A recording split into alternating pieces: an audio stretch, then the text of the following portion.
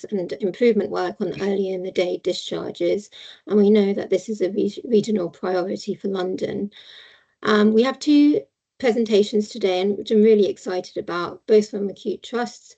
So the first presentation will be from Dr. Kate Guthrie, who's a consultant in elderly medicine, and she'll be showcasing the work she's done with herself and her fantastic team from the north of England, and where they had an outcome of reducing length of stay by 0.5 days.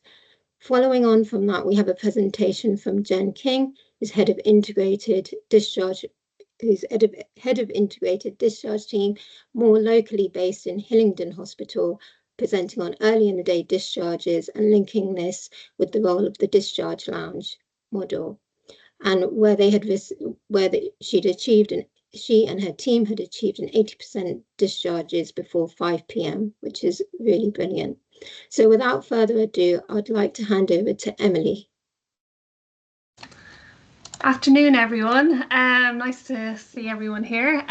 So earlier in the day discharges is something that we know can have significant impact on flow. We know that the current systems that we're all working in, there's like unprecedented pressures at the moment, and a lot of those pressures they're multifactorial, so there's many reasons affecting them. But we know that flow and long waits and delays can negatively impact both on patients and staff experience. We know that so I think this is a good infographic. It was developed by Ned Hobbs, and I think it shows quite nicely about how the impact of one discharge has on the wider patients and team, and how positive that can be. So we can see, for the patient who's going home from the ward, particularly for older people, to go home during the day in daylight not at night time, is better for them, to allow them time to settle at home, recover, or to settle if they're going to a rehab bed or a care home, that there's time for them to settle in before nighttime falls. And that will also impacts on patients who may have care set up, because patients, if they get home at the right time, it enables their care to kind of go ahead, and there's less waste or lost care that sometimes happens when discharges can be delayed or quite late in the evening. So then if we look at patients waiting for assessment, in the assessment units, it's better for them if they're waiting for a speciality bed to get to that bed during the day. There's more possibility of them being seen by the day team on that ward, and that's obviously a better experience for that patient and staff. We know that long waits in ED can cause significant risk to patients, particularly patients who need an acute bed quite quickly, but also for older people. So they sometimes experience the longest waits in ED, and that has a real negative impact and outcomes for them. So again, your discharge from the ward, even if the impact of having that earlier, has a significant impact on other people. We know that if we're able to have a quick and safe handover between London Ambulance Service and ED, it supports patients to be seen earlier by the right team in ED, and also releases that capacity for the ambulances to go out into the community. Patients waiting in the community for care are at high clinical risk. We know that from some data that LAS had around, if they could respond to all their category 2 patients in 20 minutes, that would significantly improve outcomes for patients. We know also that older people, category 3, can have significantly long waits at home, so they might then be experiencing long lies. There's that impacts on their deconditioning. It impacts on higher risk of pressure sores, but also their confidence and resilience. And we know that when we see them when they come into hospital.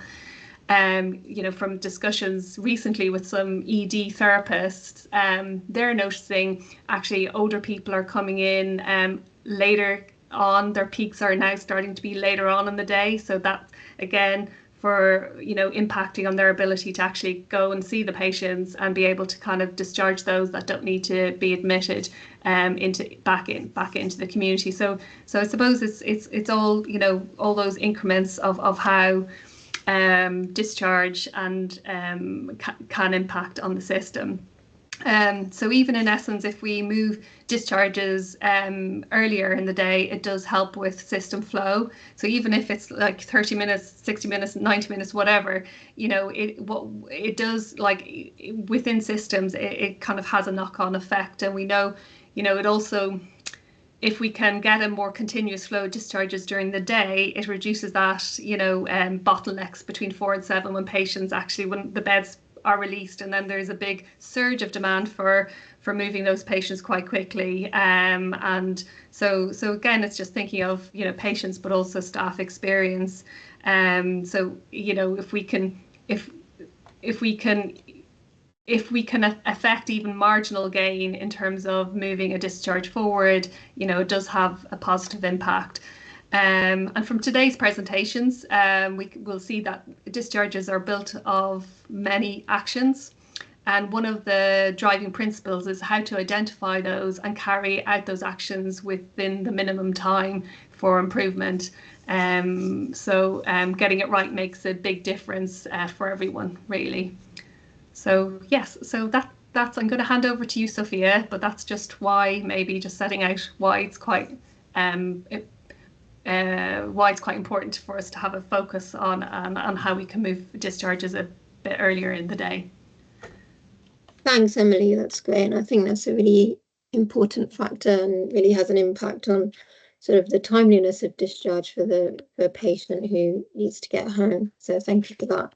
So I just wanted to talk briefly a little bit about the time of discharge and what we're doing from the regional perspective. So this is an extract from our weekly discharge report, which shows what we're looking at in terms of metrics. We know that shifting earlier discharges in the day is a regional priority, and with the support of the BI team, what we've done is looked at capturing the data of time of discharge. And what we do is we share this report weekly with the ICBs and providers, and it looks at specific metrics around the discharges before 1 p.m., 3 p.m. and 5 p.m. for weekday and weekends. And what this allows is that the sites are allowed to then individually interrogate the data at the day of the week to assess the time of day and the day of the week, and whether it's weekend or weekday, to look at current discharges by variation of time of day. And it also looks at the proportionality of the highest discharges that are early in the day. And you can compare that to different sites within your ICB and outside of your ICB. So though this submission of time of discharge isn't mandatory for trusts to submit, but since we've been doing this piece of work, other trusts have onboarded on this, and they are submitting this piece of data, so which is really good, because then it allows us to be able to look at this data to see how we can inform improvement for time of discharge, which can also allow us to support flow and improve in patients getting home earlier and sooner. So I will now hand over to Kate for her presentation. She's ready. Hello everyone. So my name is Dr. Kate Guthrie. I'm an elderly medicine consultant up in Yorkshire. So this is talking about the work that I was doing at Leeds Teaching Hospital Trust up until August last year, but it has still gone on despite that, and I've actually been employed by a different trust up here. But essentially it's all about trying to get our patients home in time for tea, and that was for across the board. So next slide, please. So as Emily was saying, essentially it's the same across everywhere in the country, not just London, and it's up in Yorkshire too, where we've got very high bed occupancy. which is leading to admissions delay, emergency department overcrowding, decreased patient satisfaction, and a very stretched workforce. And there's basically very little flex within that system to actually try and improve that. And I think there was a lot of frustration with patient satisfaction by waiting in ED for hours, but also a lot of the time people are being told they can go home in the morning and then it's 4, 5, 6 o'clock in the evening by the time they get home. They're like, well, what was I waiting for? One of the other issues for us was that there was lots of different assumptions for causes of delay. So, for example, nursing staff saying the doctors haven't done the letters early enough, haven't been prepped early enough, doctors thinking, oh, it's pharmacy that's causing delays, taking too long for the medications to come up. And I think there wasn't an appreciation of how things happened within the hospital to discharge someone. Next slide, please. So an aim for the Leeds Teaching Hospital Trust was to reduce our length of stay by half a day and discharge 70% of our patients by 3 p.m. Next slide, please. And I think we know that the process of discharging someone from hospital can be quite a complex process, even once the decision has been made, and it involves multiple members of the MDT. And there was, as I was saying before, a perception among different groups of the MDT that the delays in the process were despite other issues. And it was actually challenging some of those assumptions. And people just didn't realise how long each thing took. So, for example, the doctors were doing their discharge letters a lot of the time in the afternoon once they finished their ward round because their head was in that space, but didn't realise it can take an hour, hour and a half for pharmacy to do that turnaround and get the medications that is then sort of come up to the ward.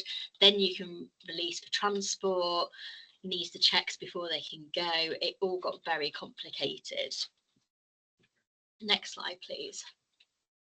So we use kind of different aspects to really try and get to know what the crux of the issue was.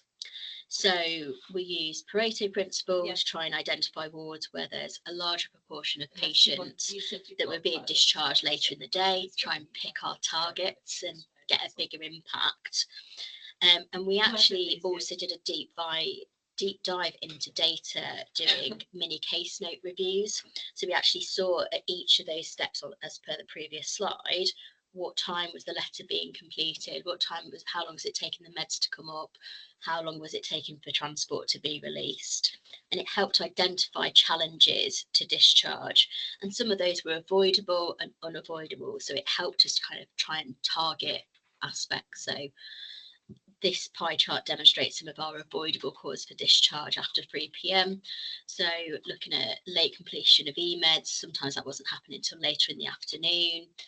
Pharmacy delay, awaiting investigations that probably could have been done the days before, transport not being released in a timely fashion, or things were being picked up later on in the day when we haven't really thought about it beforehand.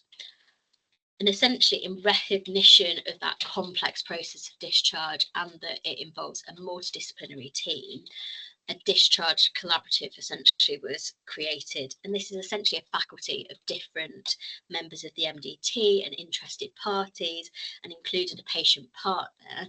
So, and it had representation from lots of different wards, different specialties, which were then tasked with the trialing of ideas using PDSA cycles to actually try and improve this. Next slide, please. And there was lots of ideas. I think it got contagious. Once you had a few people that were interested and started making a difference, every man and his dog, from execs to the junior doctors to the ward clerks on the ward, were eager to try and improve our patient experience. So there was lots of different interventions that were tried to try and make improvement in recognition of the complex process. And essentially, some of the ideas that we used was some of the education of junior doctors and physician associates about the importance of timely discharge. We used discharge boards, which essentially recognise those that were going home the next day. So it was trying to preemptively recognise and prepare for someone to be discharged. Community discharges that we knew about the day before were prioritised in pharmacy, so those that were going to rehab beds or were having rehab at home. We were identified in the golden patient, so who did we know needed to be discharged for the morning as soon as possible, so they were all prepped and ready to go. And a lot of the time that tied in with the community discharges to rehab because we knew about them the day before. Promoting the utilisation of the discharge lounge, which as a trust we didn't really have, and sometimes in surgery they created their own discharge lounge, so it included their dressings, their nursing staff, and actually they had a really massive improvement in their discharges. Ward walk around, so we actually had that engagement from everyone that's involved in the discharge process, and then recognition of that achievement. Next slide, please. Essentially, I'm hoping most of you understand run charts, but this is a run chart of the process that happened. So I got involved in from about August 22 and then continued for 2 years. And we went from discharging about 35%, but really it kind of got down to about 30. We just didn't get quite low enough numbers to about 42% of our patients discharged before 3 p.m. And that was the highest median ever achieved by the trust, and that has continued to improve. Essentially, we're discharging in Leeds about 1,100 patients a week. So that equates to 70 patients being discharged earlier in the day. We also had a heat map that showed that there was an improvement early in the day to before 5 o'clock as well. Next slide, please. I think this was probably one of the main points. I think there's so much burnout and people feeling tired out and fed up and feeling sometimes a little bit done to and being told they need to improve, this needs to get better, but they're working so hard that actually if things are changing and things are improving, we need to recognise that. And so we had it from the exec board actually coming out to the wards and presenting a job well done, essentially certificates in recognition of that. It was in our announcements each week. We had like a weekly thing that went out, and just the improvements was celebrated essentially, rather than thinking that this is the norm, which became the norm, but it was recognised as there was continual improvements. Next slide, please. Lessons learned. It was a really interesting process of recognising that essentially it's a wicked problem that is challenging to fix, and complex systems and problems take time to understand, but it's important to understand what's going on at an individual level so that change can be made by the people that are actually doing the job. It's a multifocal approach with an MDT, and that really made the difference of having everyone involved and always recognising the whole process and how it impacted on other people, but also to work together to improve it. And I think one of the biggest things for us was timely access to data. So this was available on our intranet, anyone could involve it. We was explaining the data if we was presenting a certificate for improvement. It was really easily accessible to understand it so that people could actually make a difference. Next slide, please. Thank you.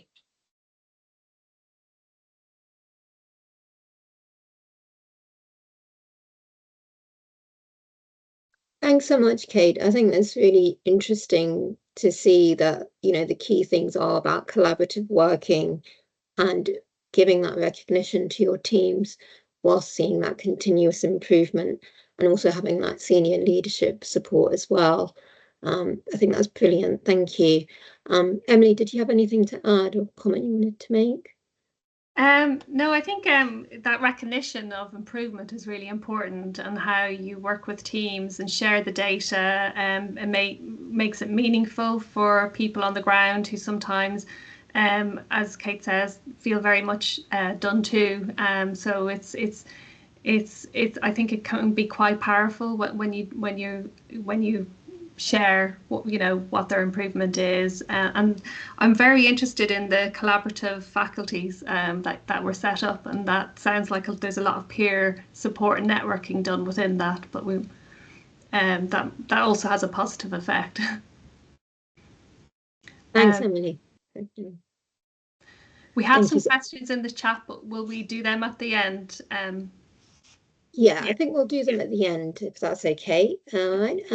So Jen, thank you for presenting today. So if you'd like to start, thank you. Thank you. Hi everyone, I'm Jen King, I'm Head of Discharge at Hillingdon, and I'm here to talk to you about our collaborative approach to patient discharge, discharge planning and early patient flow. Next slide, please. Hillingdon Healthcare Partnership have designed the Discharge Hub together really to provide us with a multi-agency approach to the discharge planning. Next slide, please. So the Discharge Hub is staff from different members of Hillingdon Healthcare Partnership. So the Acute Trust is the main body of our staff, where we have clinical and non-clinical staff for the hub. Clinical wise, we have our nurses who act as our discharge coordinators. We have a senior discharge coordinator who's non-clinical. They're actually a social worker by background, but they're employed by the trust as a senior discharge coordinator. We then have a core part of the team are our non-clinical staff. We call them patient flow coordinators. They're our eyes and our ears out on the wards. We have about 10 patient flow coordinators to cover 14 areas. They attend the daily ward rounds. They collect data on the definites, potential discharges happening that day. They speak to patients, relatives, and they support the teams on the ward, identifying any complexities or any barriers that potentially will affect discharge planning, and as well as discharges that day. The Community Trust, CNWL, provides 2 of our staff, one of them being me as Head of Discharge. I'm employed by the community team. Key part there is really about establishing relationships and easing that communication. The other staff employed by CNWL is one of my senior team. She is a therapist by background. I've got 2 seniors, one who's a nurse who's employed by the Acute Trust, and the therapist employed by the community team. And again, this just brings a wealth of expertise and knowledge and support. Can you go back a slide for me? Sorry. Thank you. Then within the team, we also bring in the volunteer sector. We've got Take Home and Settle, who are provided by Age UK.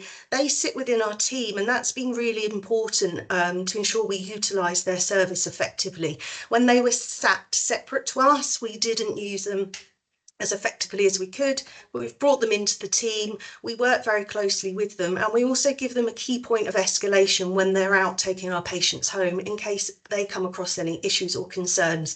So it's really about supporting them and supporting the patients to go out. We've got 2 new roles coming to the team very soon. So another one is a volunteer role that is coming through, a self-fund advocate. This we thought was really important to help and support self-funders, enhance the communication, ensure we've got timely management of process. And they're going to again sit with us, so they're supported and they're following the processes that the Trust and the Partnership have set out. And then the last staff that I'm hopefully coming next month is the London Borough of Hillingdon Housing Officer.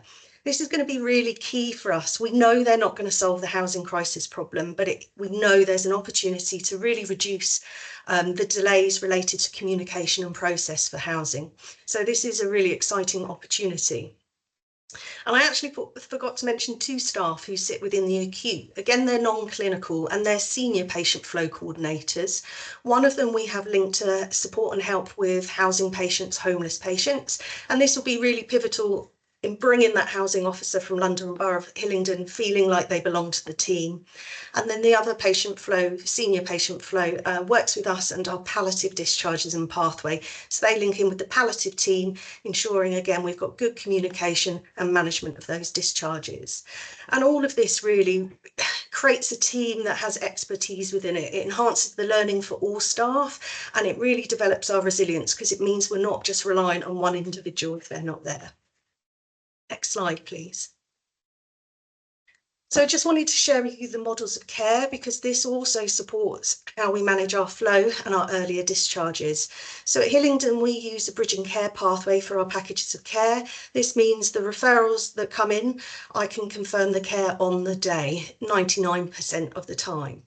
The really key thing with this is it helps us in times of pressure, because it means those Hillingdon patients that we know are going on that pathway, we can move them early down to the departure lounge, allowing for earlier flow at the front door. And it also means that the patients aren't waiting in hospital a long time while we're waiting for care to be organised. We use a D2A therapy approach, where again we can get same day, next day therapy. We have about 48 slots given to us over the week. It's titrated in line with our flow, so normally we have more slots available towards the end of the week when we have a higher number of discharges. With the therapy and the bridging pathway, even though the staff don't sit within my team, so adult social care and the community therapists, we have really close links with them virtually. We have lots of touch points throughout the day, and they are an extension of the discharge hub. We also have what we call block beds. So we have beds available to support patients who are unable to go home on the non-weight bearing pathway. We do a direct referral into the home, which reduces delays, and also means a much better process for that patient. We also then have oversight, so we can make sure the patient leaves those beds in the right time into the right destination. So if they need to go to rehab, we can help facilitate that. And if they need to go home, again, we can help facilitate that. Can you go back a slide? Sorry, I'm still chatting. For the interim step down beds, these are beds for patients for adult social care needing to step down for that still period of recovery and assess their ongoing needs. They are shared between the block non-weight bearing beds, but we still need to follow the normal process in line with the carer about assessing to see if they're suitable for the beds. Again, we do have oversight with this. It doesn't change the time for the normal process that adult social care have to follow, but what it does do, it gives brokerage a real chance and opportunity. They've got beds at their fingertips to refer into. And then we also have our rehab beds. The rehab beds, we're very lucky. They are situated just across our car park, even though they're managed by our community CNWL. They manage all levels of adult rehab, but they're also flexible in times of pressure. We've taken a lot of time to work our relationship with the P2 team. They can assess and accept patients within 30 to 45 minutes, and the pressure comes back on us as the acute to ensure we get them to the beds. Again, in times of pressure, because of our location, they can run across and assess patients if they have the capacity as well. So we've been very lucky on the location of those services. Next slide, please. So the impact and the benefits. So as was mentioned earlier, we're looking at averaging around 80% of our discharges go before 5 p.m. 29% average of those discharges are before 1 p.m. A real faster transition from hospital to home, giving the model and the skills that we have within the team to really overcome barriers. An example of that would be around my therapist within the team. If we've used all the maximum capacity for our same day therapy slots, and we have a couple more come in, I can ask that therapist to review the referral, review the patient if I need to, and liaise with the inpatient team for learning if actually there's an opportunity to move them to next day. And it also gives me assurance that we're making an informed decision and still holding up a quality discharge and not changing that under times of pressure. It's also helped us reduce the number of missed opportunities through discharge, because we can problem solve at that point. Some of that, we work in collaboration with the departure lounge. So the departure lounge sits under my team, the same as the hub and the departure lounge. And the staff between the hub rotate into the departure lounge, the clinical staff. So there's a real understanding in the departure lounge of barriers to discharge and discharge processes. It also enables us, if patients are leaving the lounge, we might get a phone call from transport saying we've arrived at the property, there is no answer, or the patient doesn't have keys, we're bringing the patient back. We've been involved in that pathway somewhere along the line, whether it's just the patient flows supporting the ward in a discharge, knowing that the patient put the keys in their top pocket in a pink handkerchief, or that we've been involved in it because it's been more complex within the hub, and we're actually knowing, no, you need to call this number because there'll be no one at the property and the sun will appear. So again, it's really reducing the number of discharges that might get cancelled on that day. So that overview of the flow in and out is almost true to sense, which really helps, again, for that site management. Obviously, a benefit is our enhanced collaboration, not just with the hub, but building our services and understanding where the barriers are to discharge. It creates effective communication, which has been really key between the hospital, community services, voluntary services, and our social care providers. And with that comes really effective channels of escalation to unblock and deal with barriers or new themes that come up, and really opens those discussions. Next slide, please. So the additional strength really is our departure lounge. Again, we've managed to co-locate that next to the hub so that people are around and people are aware of what's going on. It's easy to get hold of people, talk to them if you need to, face-to-face, if you need to unblock any discharges. The departure lounge itself, we now have a senior leader in there, a unit manager. She's been really pivotal in working with the wards to really enhance and get the flow of patients from the wards to the lounge. And this is a bit of ongoing work. It's about building trust, same as we've done with our partners going outwards. It's something that we're working on internally as well. I've already mentioned our rehab beds and the flexibility and relationship we have there. We've then got the care home support team. So daily, as part of our Hillingdon Healthcare Partnership, we have an escalation call. We talk about all of our no criteria to reside patients, any complex patients.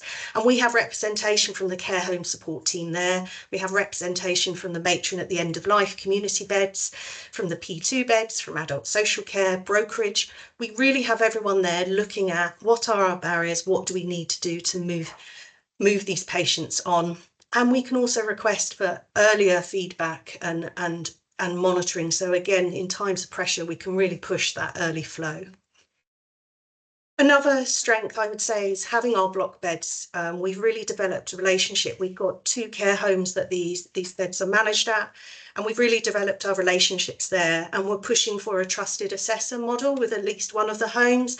And again, it's about building trust and understanding they have a point of escalation if things go wrong, and that we're quickly responsive to that as well.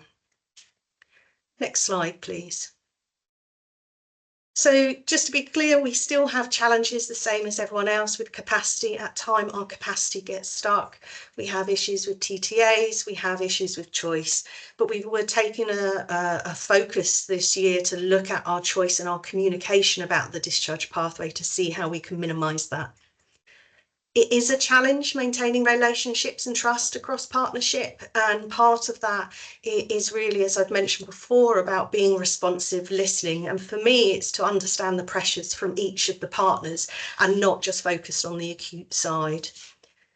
And for the departure lounge, the challenge is the wards releasing patients, but as I said, we've now got consistency within the unit with our manager who's really helping and working on those relationships. Thank you. Thank you so much, Jen. It's brilliant. It's great to see the use of the voluntary roles to support patients to settle at home. I think that's brilliant. And also having those patient flow coordinators and the flexibility of the rehab beds that you have and the use of the different models of care so that, you know, you're having those conversations early to get patients home in the appropriate and timely manner. It's brilliant, really, and a great example of working collaboratively and working together as a system. Emily, did you? have any comments? Yeah, no, I agree. I think Jen, I think a great example of kind of system working and kind of trust, building on trust and collaboration, and that you're helping each other out. So, in terms of, you know, things of note, when you said about the transfer care hub will support, you know, if things go wrong with transport, you know, they're there on site to actually try and really unpick and help that, you know, help unpick the problem, rather than the patient being brought back to the hospital. That's really important. And then all the stuff, you know, as around the D2A therapy, and that, you know, the community therapists being able to come in and review some patients that maybe actually could be supported, but they don't need imminent support today. They can have it tomorrow or the next day, and that kind of helps with, as you called it, your titration of flow with your capacity. So yeah, there's a lot of great stuff I think that you're working on there, and but as you know, it's continuous. So it's like so thank you for that. We do have time for questions now. There is some questions in the chat. Shall we go to them first, and then maybe as people put their hands up? So Richard has this is, I think, a question for Kate. He's put in the chat around what were the actual actions people took, and directing people to the principals would be incredibly helpful from your experience. So in terms of, I think, working with the wards, what were the actual actions people took? So it very much varied depending on which specialty, which is part of the reason why we wanted them to create their own changes. But some of them was mentioned in that intervention slide. So one of it was, so for example, in the surgical team, they didn't feel they wanted to use the discharge lounge that was on the trust, because a lot of the time they needed dressings doing before they could leave. So they actually created their own discharge hub to get that flow of patients through. The discharge boards was quite something that actually happened across the whole trust, but was actually created by our internal medicine team, more because a lot of the time in our elderly medicine, internal medicine, it can be quite a complex process that requires making sure that transport's been booked, that the carers have been restarted, etc. So it was a bit more of a complex discharge board to make sure those things had been done, but it was adapted depending on where you was. So it was the main key things was identifying who could go home the day before to try and make sure it was prepped and ready to go. Community discharges was prioritised by pharmacy, so pharmacy took that on themselves. And ward walkarounds was happening throughout, mostly from me, my clinical leadership role, but was actually kind of used by different people in their own teams as well, from a senior nurse point of view. So all of those aspects that I put as interventions was all pretty much created by the people that was on the ground doing it. And Leeds had a great approach with kind of quality improvement and trying to access teaching. So a lot of the time there was a lot of on the job ad hoc teaching about, this is data, this is how it looks, this is how you can interpret it, but also there was monthly teaching on quality improvement that anyone could go to for 2 hours to actually learn how they can put those principles in practice. Thanks, Kate. And obviously, as people get to understand the methodology and kind of socialize with them in a supportive way, then, you know, it gives them more confidence to kind of carry things forward. So that's quite essential for like spreading, isn't it? Spreading the word. Spreading the good word, exactly. We also have a question from Andre. I'm not sure if he's, but I can ask it anyway. Andre, Andre's here. Yeah. It was to Kate actually at the time, but I guess it actually also applies to Jen. I wonder, do patients have any? Because it all sounds very sensible that you'd want to be home as early as possible, but I wonder if patients have any kind of preconceptions about when that should happen during the day. If you ever get any resistance from from them based on their expectations? I actually found the expectations a lot of the time as earlier. So they kind of, as soon as they were told that they could go home, they wanted to go home.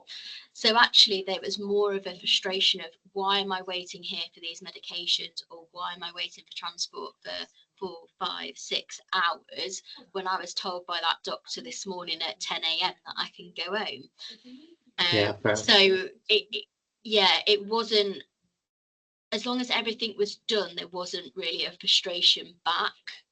The only time that I kind of encountered that issue was if someone had discharged someone but actually hadn't got everything in place, like the medications hadn't arrived, they've got to come back for it. There wasn't really much of a, I'm expecting to go home. It was normally a pleasant surprise if they got to go home earlier than that. Okay, cool. I would agree with that, Andre. We see it more now. We're using the departure lounge when people come in. Again, they're like, oh, well, I can't just go. So it's about explaining the process. And now for us to look at, how do you reduce that time in the lounge for them so it is just a pit stop and on their way. We also trialled something a few years back where we were giving them a green ticket when they were medically optimised on the wards, and to see people light up, say, this is brilliant, I can go, really change things. And again, it's something we want to look at another time, is how do you empower that patient to say, actually, if you're saying I'm medically optimised, I am ready to go. They're packing their bags, they're up. Boarding pass. Yeah.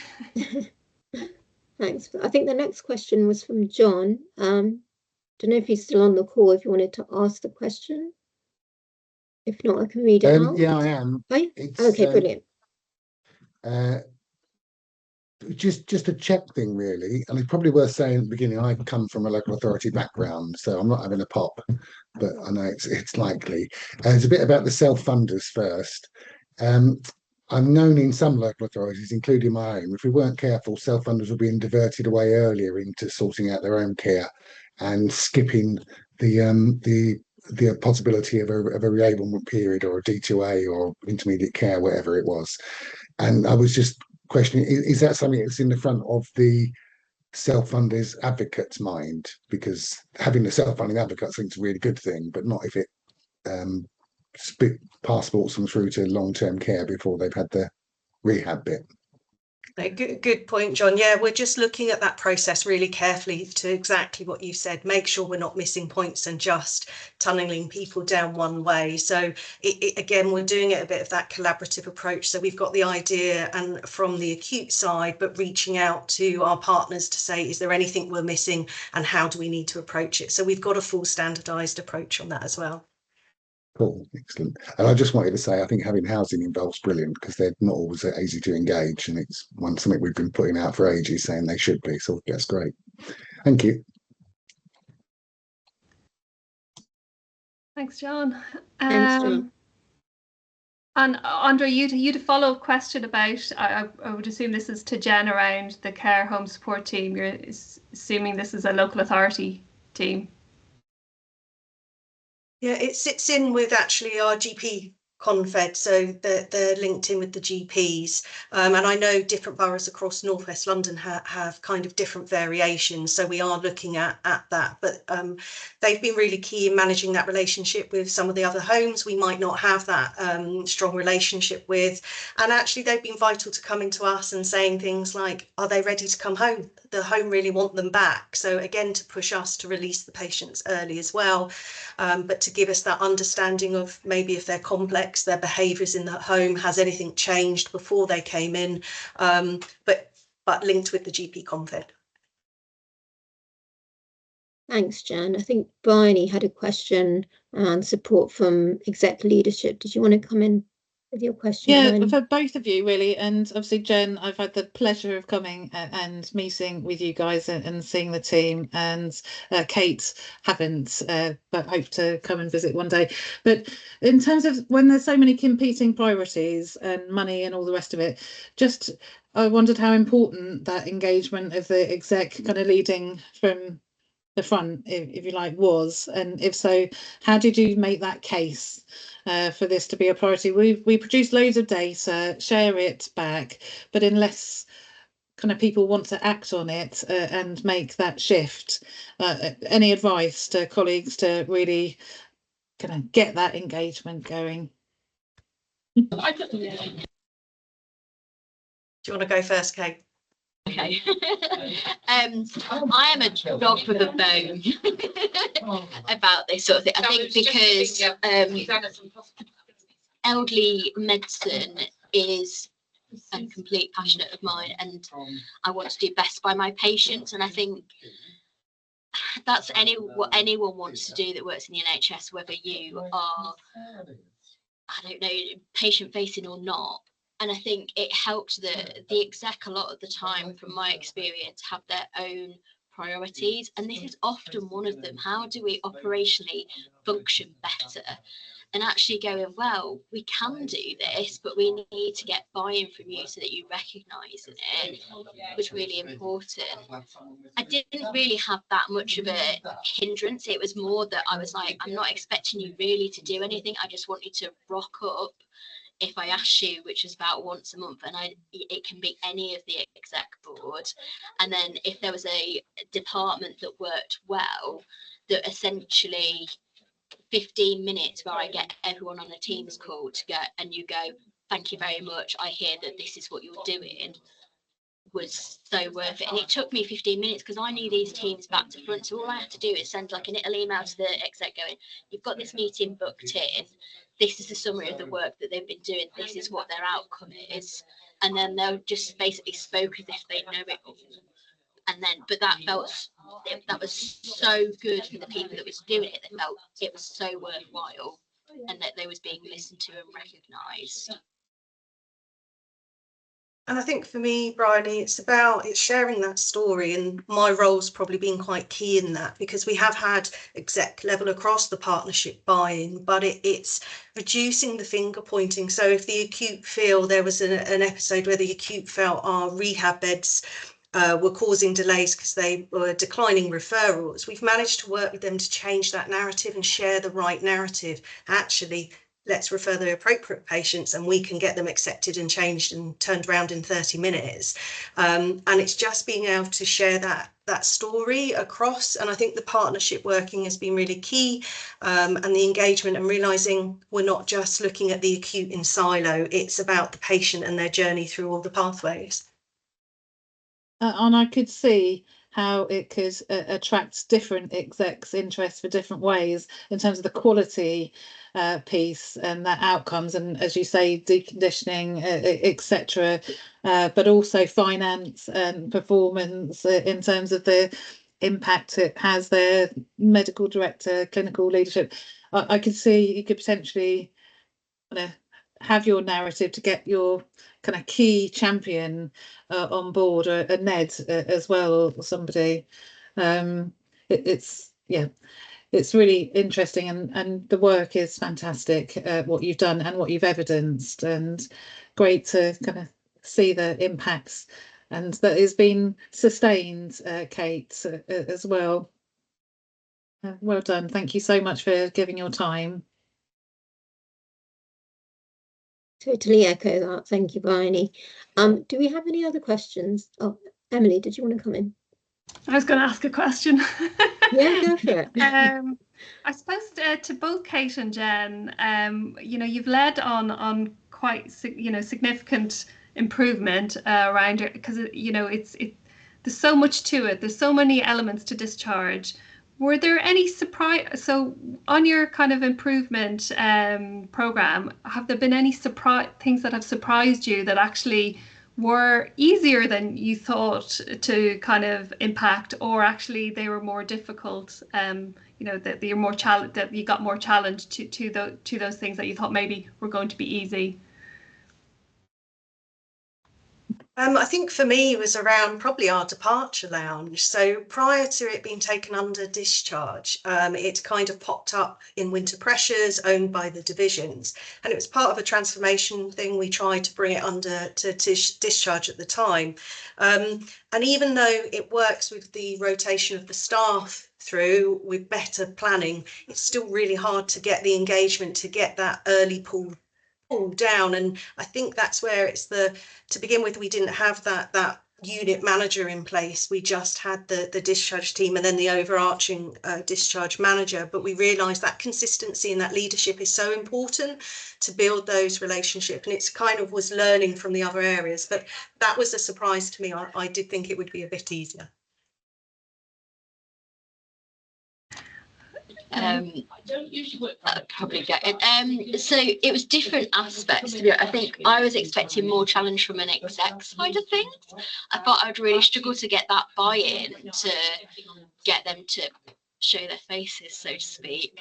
But actually the bits that I really struggled with was junior doctors and getting their engagement. They've moved so often and there's such frustration as a junior doctor in the past myself, that I thought it would be really easy to engage them. And it was with doing the project stuff, but actually making them recognise doing the letters later in the day, they had absolutely zero insight into the process that happens after that.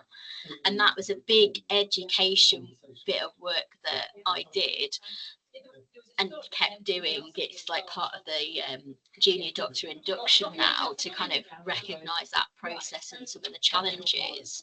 That it was, yeah, that was a bit of a surprise, because I think I was like, oh, I know this. Why? Surely every other doctor knows that this has a massive impact on our patients.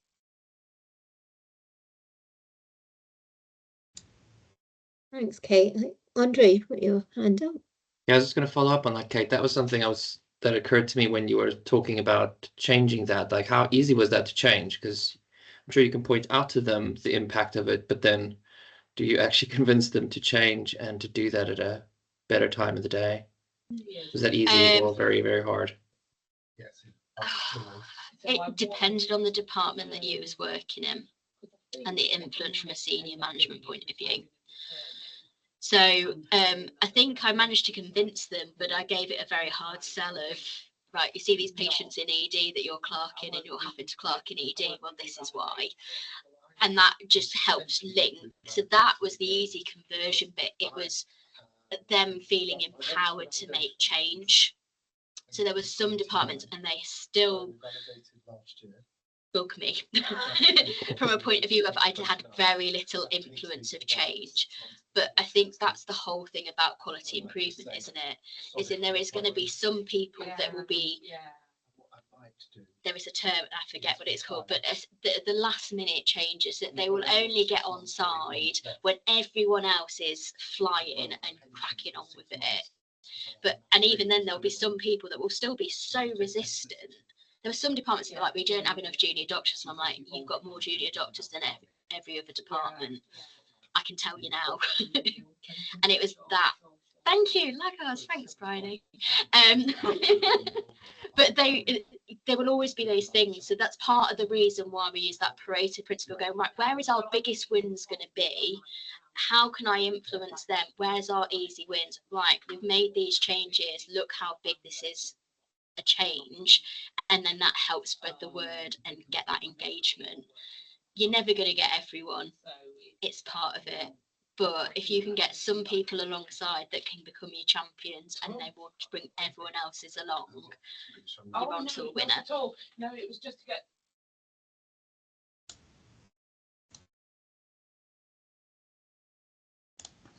Thanks, Kate. We've got 2-3 minutes left, so I just wondered if there are any other questions people wanted to ask. I don't see any hands up. No. Just double check. I'd just love to hear about the green tickets. So anything you can share. I love that patient empowerment, having your ticket and saying, right, I'm good to go. Check me out. I'm good to go. So maybe afterwards, if there's any intel on that, so I think that's brilliant. Putting it in the patient's hand.